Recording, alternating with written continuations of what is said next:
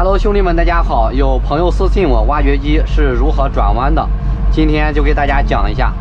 首先，我们如果往左边转弯的话，就是把这个铲斗放平，让这个小臂垂直于90度，放到左边履带的正前方，然后下压大臂，微推一点小臂，让挖机支撑起来。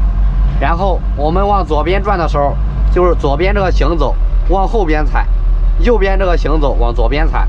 就是往哪边转的话就往哪边踩，然后我们这个旋转就是往左边转的话，我们旋转往右边扳。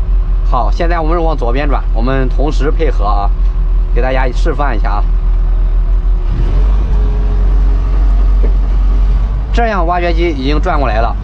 同样往右边转的时候也是，把这个铲斗放平，小臂垂直于90度，放在右边履带的正前方，下压大臂，微推一点小臂。然后往右边转的时候，就右边这个行走往后踩，左边这个往前面踩。往右边转，这个旋转就是往左边扳。好，同时啊，给大家示范一下，